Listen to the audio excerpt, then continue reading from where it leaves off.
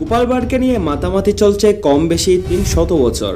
এ পর্যায়ে এসে মানুষ এখন প্রশ্ন তুলে গোপালবাড় চরিত্রটি ঐতিহাসিক চরিত্র নাকি কাল্পনিক। আজকের ভিডিওটা খুবই গুরুত্বপূর্ণ। গোপালবাড় সম্পর্কে অনেক গুরুত্বপূর্ণ তথ্য পেতে যাচ্ছেন আজকের ভিডিওতে। সম্পূর্ণ ভিডিওটি দেখুন এবং সঠিক ইতিহাস সম্পর্কে জানুন। আর নিয়মিত ভিডিও পেতে আমাদের চ্যানেলটি এখনই সাবস্ক্রাইব করে রাখুন। নদিয়ার শাসক মহারাজা কৃষ্ণচন্দ্র রায়ের দরবারের বিদূষক গোপালবাড়ের গল্প পড়তে বা শুনতে বাঙালি যতটা আগ্রহী, অথবা গোপালবাড়ের গল্প নিয়ে ব্যবসা করতে বাংলা প্রকাশনা জগৎ যতটা উৎসুক, গোপাল চরিত্রটির সত্যাসত্য অনুসন্ধানে বাঙালি বা বাংলা প্রকাশকরা ততটা আগ্রহী নন। গোপালবাড়কে নিয়ে মাতামাতি চলছে কম বেশি ৩০০ বছর, অথচ হাস্যরসের মধ্যমণি এই মানুষটি সম্পর্কে ঐতিহাসিক তথ্য সংগ্রহে আগ্রহী মানুষের সংখ্যা হাতে গোনা। সাংবাদিক সুজিত বসু গোপালবাড়কে নিয়ে দীর্ঘদিন গবেষণা করে লিখেছেন গোপালবাড়ের সন্ধানে এই নামে একটি বই। নানা তথ্য প্রমাণের সাহায্যে তিনি দেখিয়েছেন যে গোপালবাড় একটি ঐতিহাসিক চরিত্র।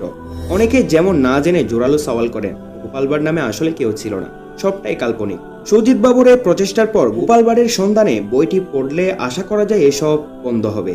গোপালবাড় সম্পর্কে আকর গ্রন্থ হল নগেন্দ্রনাথ দাশের লেখা নবদ্বীপ কাহিনী বা মহারাজা কৃষ্ণচন্দ্র ও গোপালবাড়। নগেন্দ্রনাথ আসলে গোপালবাড়ের বংশধর। গ্রন্থটিতে তিনি সুস্পষ্টভাবে লিখেছেন, গোপালবাড়ের পূর্বপুরুষ আনন্দরাম নাইয়ের বসতি ছিল মুর্শিদাবাদে, জাতিতে নাপিত। এই মানুষটি নবাব আলীবর্দী খাঁয়ের ঘনিষ্ঠ ছিলেন। পরে তিনি জায়গিরদার হন। তার ছেলে দুলাল চাঁদ নবাবের ব্যক্তিগত চিকিৎসক হয়েছিলেন। নবাবের নাতি সিরাজউদ্দৌলাকে তিনি একবার মৃত্যুর মুখ থেকে ফিরিয়ে এনেছিলেন। দুলাল চাঁদের দুই পুত্র কল্যাণ ও গোপাল। নগেন্দ্রনাথের দাবি মতো তাহলে ধরে নেওয়া যেতে পারে গোপালবাড় আদতে মুর্শিদাবাদের বাসিন্দা। নদিয়াধিপতি মহারাজা কৃষ্ণচন্দ্রের সমসাময়িক ছিলেন রাজা রামমোহন রায়ের প্রপিতামহ আরেক কৃষ্ণচন্দ্র রায়। তাকে আলীবর্দিকা হুগলির কানাকুলে জায়গির দিয়েছিলেন। গোপালের পরিবার একসময় কানাকুলে কৃষ্ণচন্দ্রের অধীনে কর্মরত ছিলেন। দুই কৃষ্ণচন্দ্রের মধ্যে একসময় গভীর বন্ধুত্ব তৈরি হয় এবং কৃষ্ণনগরের মহারাজা কৃষ্ণচন্দ্র রায় অনেকবারই কানাকুলে গিয়েছিলেন। সেখানে তিনি একসময় বুদ্ধিমান সুপ্রতিভার গোপালকে দেখেন এবং তাকে নিয়ে আসেন কৃষ্ণনগরে। কালক্রমে গোপাল হন মহারাজের সবার হাস্যরনা এবং পঞ্চরত্নের অন্যতম। তার মেধাশক্তি ও হাস্যরসের জন্য মহারাজ গোপালকে রাজভাণ্ডারের প্রধান হিসেবে নিয়োগ করেন এবং তিনি গোপাল ভাণ্ডারী নামেও পরিচিত হন। ভাণ্ডারী থেকেই অপভ্রংশ হয় বার।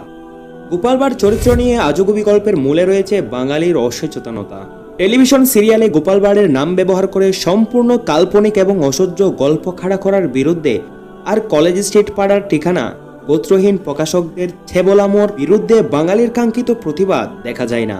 কলেজ স্ট্রিট পাড়ায় গোপালবাড়, বীরবল, মোল্লা নাসিরুদ্দিন, মোল্লা দোপিয়াজা ইত্যাদি সবাইকে একসঙ্গে করে 32.5 বাজার বিক্রির ব্যবস্থা করা হয় মাঠে ঘাটে, ট্রেনে, ফুটপাতে, পানবিড়ির দোকানে।